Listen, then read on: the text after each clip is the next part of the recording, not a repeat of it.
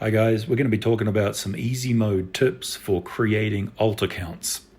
Probably the most important question you need to ask yourself first though is, do you really need an alt account? You probably already have some accounts on the PlayStation that you normally use, your little brother's, mum's boyfriend, and for 90% of the reasons you would use an alt account, you can probably just use one of those other accounts. But in the event you really want an alt account, or your little brother would get super annoyed if you used his, then let's talk about some reasons why you would have an alt account and how to create one. If you're like me and you just don't like incomplete trophy lists, sometimes you want to try out a game, and it's easiest to do that on an alt account, just in case some trophies pop, but you didn't like the game and you don't want to finish it. If you want to boost some trophies in some games with multiple consoles, then you will need alt accounts for that. Check out the pop-up link for how to do multiple consoles without buying extra copies of the game or PS Plus. Sometimes you just want to buy something off a PSN store that's not in the region that you live in. To show you an example of that, on my PS3 under my main account, which is USA based, I can't purchase the DLCs for a particular game that I like because they've been delisted from almost all the stores. But if I use a PSN account I created in the Hong Kong region on the same PS3 with the same game disc in the drive, you will see that I can now purchase the DLCs because they have not been delisted from the Hong Kong store. And if I buy and download this on my alt account, I will be able to play it on the PS3 with my main account. Okay, so if you're really sure you still want an alt, let's talk about creating one. One of the biggest tips I can give you is about minimizing the number of accounts you have to create. Obviously, we're going to have to create one PSN account for each alt we want to create. Let's not go and create a whole bunch of email accounts that we're never going to use apart from these alts. These 3 email addresses are all distinct and separate from the point of view of PlayStation and can be used for 3 different accounts. But from Gmail's point of view, they are the same email address, and all emails sent to any of those 3 accounts will go to the same Gmail inbox. This helps you not have to remember account passwords and account names for Gmail. It can all just go to the same Gmail inbox. I'm not sure about other email providers, Hotmail, Outlook. Use Gmail if you can. So let's create the account. For almost everybody that creates an alt account, you just want to set the region to be the same as your main account.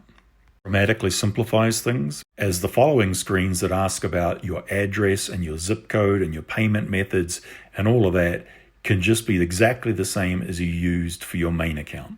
And if that situation suits you, then don't go any further. You don't need to watch anymore. No, seriously, the next stuff gets pretty complicated pretty quickly if you're setting up an account in a region that's not the same as your main account. Before you watch too much further, be aware that the next phase will require you have a VPN set up on your PC for one step. Alright, let's talk about creating an account in a different region then. First, it's going to ask us for our region, which is going to be Brazil. It's going to present what looks like a choice about language, but almost always you don't get to pick. It's just going to be Portuguese in this case. You can change it later. We'll cover that.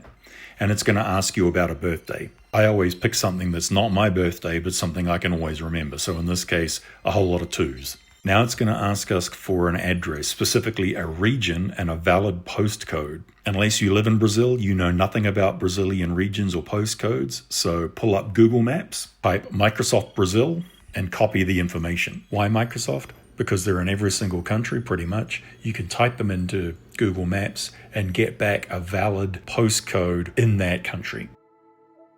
Now it's going to ask for the email and password for our account. Since you have to actually access this email account later on for verification purposes, and to save you having to remember a whole lot more passwords and account names, remember, just use whatever your main account's email is, if it was a Gmail account, separated with some periods. Pick whatever image you like.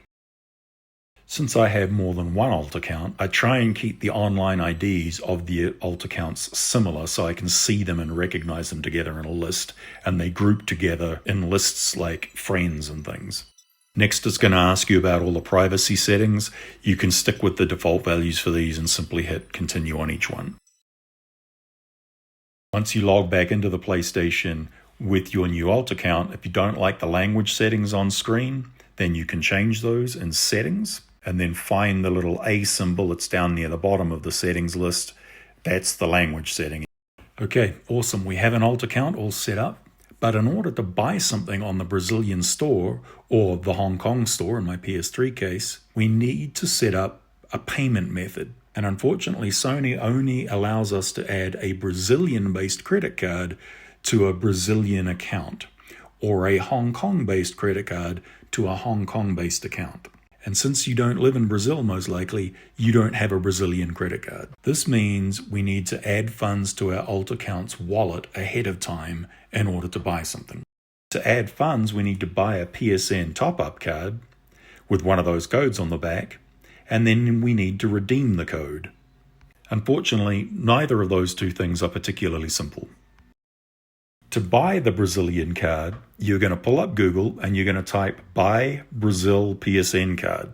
There'll be a bunch of results. You're going to find a place that you're comfortable buying from and you're going to buy it. The result of which is you'll get an electronic PSN top-up card with a 12-digit code on the back.